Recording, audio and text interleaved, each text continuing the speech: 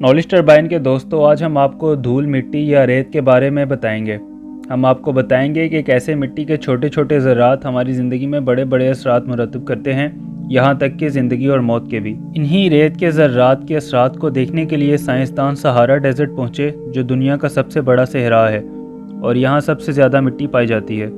Sahara desert के Bodle depression के मुकाम पर इन्हें मछली, मगरमच्छ और दूसरे कई दरियाई जानवरों के ढांचे मिले, जो कि तकरीबन धूल मिट्टी में तब्दील हो चुके थे।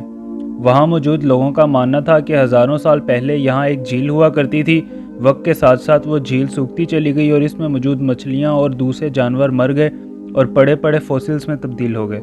सहरा में मौजूद फॉसिल्स धूल मिट्टी की शक्ल इख्तियार करके हवा के तेज़ बहाव के साथ ऊपर उठ जाते हैं। यह हवा का प्रेशर इस धूल मिट्टी को तकरीबन 4 किलोमीटर तक ऊपर ले जाता है, जो कि एस्ट्रोनॉट्स को स्पेस से भी दिखाई दिया। साइंटिस्ट का मानना है कि मिट्टी हवा के प्रेशर से सहारा डेजर्ट को छोड़कर अटलांटिक ओशन में आ जाती है। एक अंदाजे के मुताबिक तकरीबन 5 करोड़ हाथियों के बराबर मिट्टी हर साल सहारा डेजर्ट से अटलांटिक ओशन आती है, जिसका वजन तकरीबन 15 करोड़ टन है।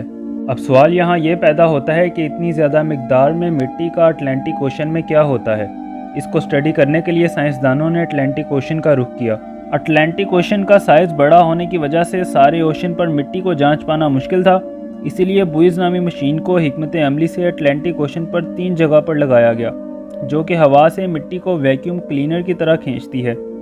इसी मिट्टी को स्टडी करने पर पता चला कि ये मिट्टी समुद्र की गहराई में मौजूद पौधों की न्यूट्रिशन का एक बहुत बड़ा ज़रिया है, जो कि एक बहुत बड़ी तादाद में हमारे माहौल से कार्बन डाइऑक्साइड ख़त्म करता है। और हमारी ज़िंदगियों की एक बहुत बड़ी वजह ये मिट्टी है, जिसको हम बहुत आम समझते हैं। अब बात सिर्फ यहाँ पर ख़त्म नहीं होती, यही मिट्टी दोबारा मौत का सबब भी बनती है।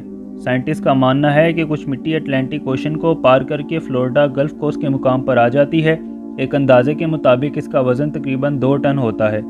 साइंटिस्ट का यह भी मानना है कि माहौलियाती आलूदगी और मिट्टी में मौजूद आयरन कंटेंट की वजह से जब मिट्टी फ्लोरिडा के समुंदर में जाती है तो इसके नतीजे में रेड टाइड्स वजूद में आती हैं। रेड टाइड्स केमिकल रिएक्शन के नतीजे में आने वाले ऐसे केमिकल्स को कहते हैं जो कि तकरीबन जहर का काम करते हैं। रेड टाइड्स का बड़ी मिकदार में समुंदर में दाखिल होने की वजह से तमाम मछलियां और दूसरे जानवर मर जाते हैं और अगर कोई इंसान समुंदर के पास खड़ा हो तो इसे भी सांस लेने में दुश्वारी आ सकती है। तो इस तरह जो मिट्टी हमें ऑक्सीजन देकर हमारी ज़िंदगियां बचाती थी, अब वही मिट्टी फ्लोरिडा के मुकाम पर ज़िंदगियां लेने की भी जिम्मेदार है।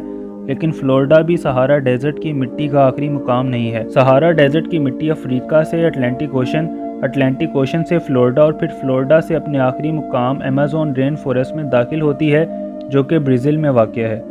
साइंटिस्ट के मुताबिक तकरीबन 2 करोड़ 70 लाख टन मिट्टी हर साल सहारा डेजर्ट से रेन फॉरेस्ट के मुकाम पर अपनी आखिरी पनाहगाह में आती है। एटो से तमाम रेन फॉरेस्ट का जायज़ा लिया गया। एटो का मतलब है अमेज़न टॉल टावर ऑब्जर्वेटरी।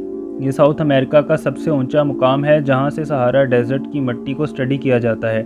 यहां आपको बताते चलें कि इस रेन फॉरेस्ट की ज़मीन बहुत बंजर है और साइंटिस्ट के मुताबिक सहारा डेजर्ट की मिट्टी इस रेन फॉरेस्ट को ना सिर्फ स्टेबल रखती है, बल्कि इसको न्यूट्रिएंट्स देकर ज़रखेज़ करने में भी मदद देती है। और ये भी बताया गया कि रेन फॉरेस्ट के मुकाम पर हज़ारों की तादाद में मौजूद दरख्तों में हर एक दरख्त पे कहीं ना कहीं सहारा डेजर्ट की मिट्टी ज़रूर पाई जाती है।